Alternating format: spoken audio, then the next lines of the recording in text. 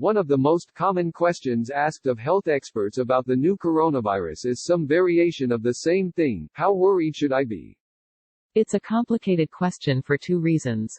First, while global knowledge of COVID-19, the disease caused by the new coronavirus, is growing every day, much remains unknown. Many cases are thought to be mild or asymptomatic, for example, making it hard to gauge how wide the virus has spread or how deadly it is. Second, much of the risk comes not from the virus itself but from how it affects the societies it hits. For most people, the disease is probably not particularly deadly. Health officials tend to put it somewhere within range of an unusually severe seasonal flu. Even in a global pandemic, it's expected to kill fewer people than the flu virus. Data so far suggests that if you catch the coronavirus, you may be likelier to have no symptoms at all than to require hospitalization. The coronavirus is thought to be much more dangerous for people over age 70 or with existing health conditions such as diabetes. This is also true of the flu. But because the coronavirus spreads widely and quickly, it can overwhelm local health systems in a way that the flu does not. This is thought to have driven the unusually high mortality rate in Hubei, the region of China where the coronavirus first spread. Officials, unprepared for the outbreak, were caught without sufficient hospital beds or health care workers, meaning that many people who might have survived with better care did not. In South Korea, where officials were better prepared, the mortality rate has been a fraction of that in Hubei, so far, about that of the flu. But the disease's spread, along with measures to contain it, is also bringing disruptions that even the worst flu does not. Economic slowdowns, supply chain disruptions, school closures, public transit restrictions and mandatory work-from-home policies all exact tolls, whether you get sick or not. So how worried should you be? Let me answer with a personal anecdote. In early December, I fell ill with symptoms that just happened to mirror those of a serious COVID-19 infection. I was bedridden for weeks with pneumonia and, for some stretches, had trouble breathing. It was unpleasant and disruptive. But I was basically fine. A couple of doctor visits and timely prescriptions ensured that the symptoms posed no serious risk. Family and friends helped pick up the slack on my personal obligations. My colleagues did the same at work. All told, the net societal, economic and public health impact of my illness was negligible. But my symptoms were bearable because I'm relatively young and don't have existing health conditions. Otherwise, they could have required hospitalization or posed a risk of death. And my illness's societal toll was negligible because I am just one person. As we've seen from the coronavirus's spread, when a community is hit by thousands or tens of thousands of cases at once, this brings systemic risks that a one-off illness like mine does not. Consider a scenario in which my relatively mild illness had affected not just me but much of my community. My local health office might not have been able to see me as quickly or as often. I would have still been fine, if more uncomfortable and more worried. But my neighbors who are older or who have existing health conditions might have required hospitalization. They would have been at greater risk of dying, particularly if overrun hospitals had to turn some away.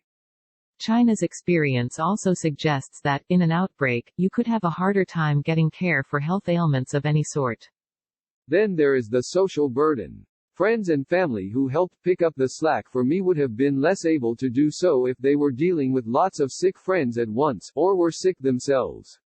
Imagine if much of your family and social circle became ill simultaneously. Who would assume your child care or elder care responsibilities? How much would you have to pick up for others? In countries with major outbreaks, the burdens have fallen on nearly everyone, sick or not.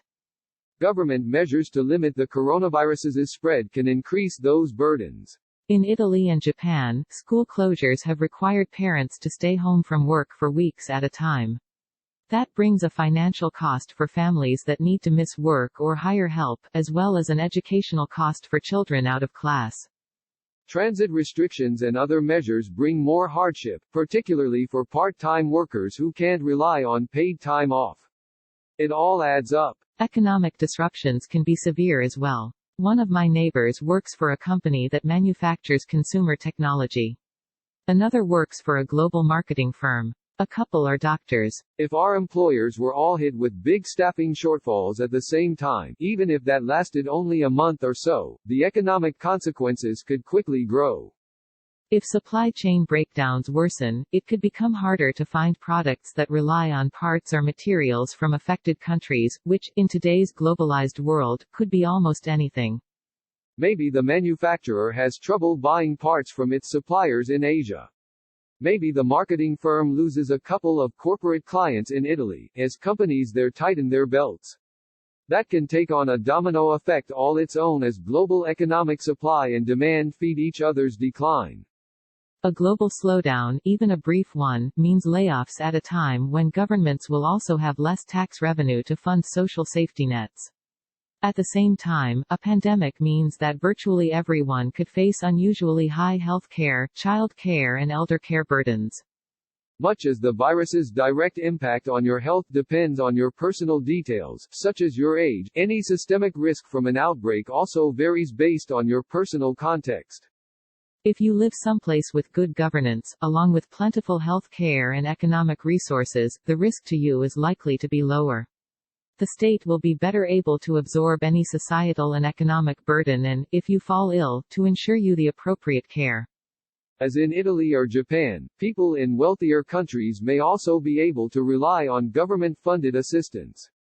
But if you live someplace where state and society function less effectively, the consequences are likely to be greater, and the burden pushed onto individual families. An economic slowdown might also be more painful and longer lasting. Part-time workers like restaurant servers or Uber drivers will feel more consequences. Any time off is likely to be unpaid and the financial toll harder to absorb. Many may feel greater pressure to keep working, even if they have an existing condition that makes COVID-19 more dangerous. People in poorer countries may also be more vulnerable, as Iran's example shows, if health services are more easily overwhelmed and families are less able to absorb any financial hit. As is so often the case, people who live in wealthy countries, who are wealthy themselves or who have good protections at work will be much better positioned to ride things out. For many of them, the systemic risk of a coronavirus outbreak is probably about on par with the health risk I faced with my own illness, unpleasant and disruptive, but probably far from catastrophic. Maybe it's easiest, then, to think of this as less of a seismic shift in global circumstances than a deepening of one of our era's most consequential trends, in which the well-off are cushioned and protected, while the burdens are pushed onto the poorer and the working class. In other words, a story of inequality older than the novel coronavirus.